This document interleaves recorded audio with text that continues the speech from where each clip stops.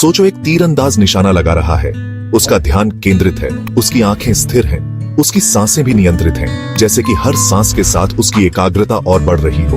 वो अपने आसपास की चीजों को अनदेखा कर देता है। उसके चारों ओर शोर हो सकता है, लेकिन वो सब कुछ भूलकर सिर्फ अपने लक्ष्य पर ध्यान देता है। तीरंदाज को बस अपने लक्ष्य पर निशाना लगाने से मतलब है।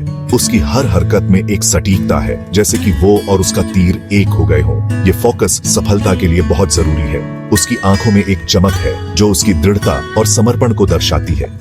लाइफ भी तीरंदाजी की तरह है। जैसे तीरंदाज अपने लक्ष्य पर ध्यान केंद्रित करता है, वैसे ही हमें भी अपने जीवन के लक्ष्यों पर ध्यान देना चाहिए। हम सबके गोल्स होते हैं, कुछ छोटे होते हैं, कुछ बड़े, लेकिन हर लक्ष्य महत्वपूर्ण होता है। लेकिन हम भटक जाते हैं। कभी कभी हम रास्ते में आने वाली मुश्किलों से डर जाते हैं और अपने लक्ष्य से दूर हो जाते हैं। हम उन चीजों की चिंता करते हैं जो हमारे कंट्रोल में नहीं है। ये चिंताएं हमें कमजोर बनाती हैं और हमारे ध्यान को भटकाती है।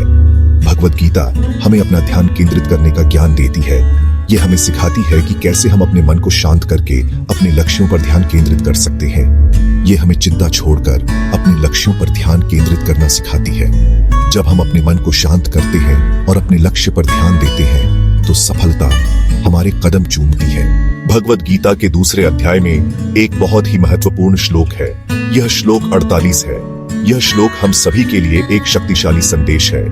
योगस्थ कुरु कर्माणि संगम त्यक्त्वा धनंजय सिद्ध्य सिद्ध्यो समो भूत्वा समत्वम योग उच्यते 48। यह श्लोक हमें बताता है कि कैसे एक खुशहाल जीवन जिया जाए। आइए समझते हैं इसका क्या अर्थ है।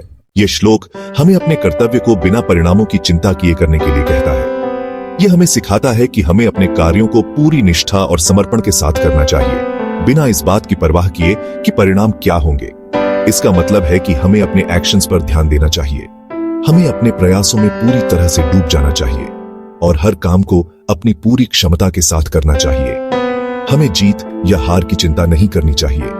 इसे डिटैचमेंट कहते हैं।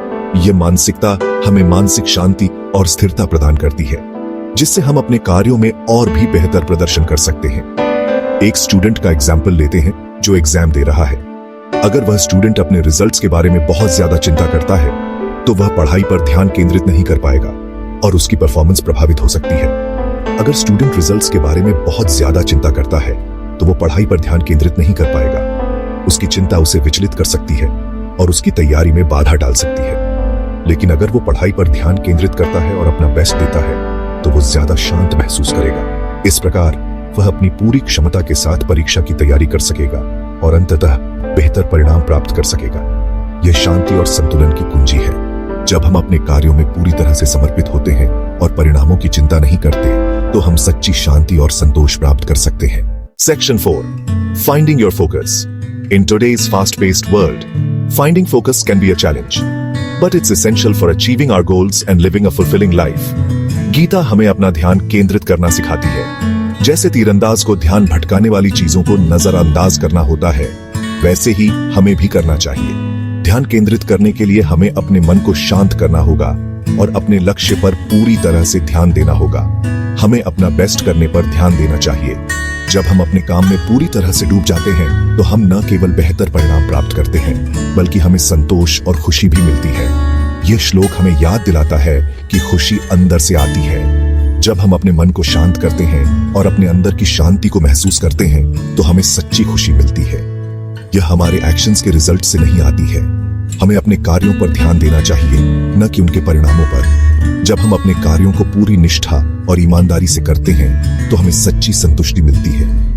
ऐसी और भगवद गीता के जीवन के ज्ञान पाने के लिए वीडियो को लाइक और चैनल को सब्सक्राइब करें और कमेंट में राधे राधे जरूर लिखें।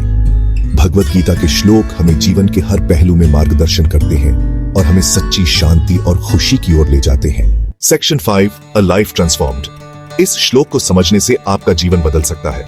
इस संदेश को समझने में बस कुछ ही मिनट लगते हैं। चिंता छोड़ दो, अपने एक्शंस पर ध्यान दो, आपको सच्ची शांति और खुशी मिलेगी।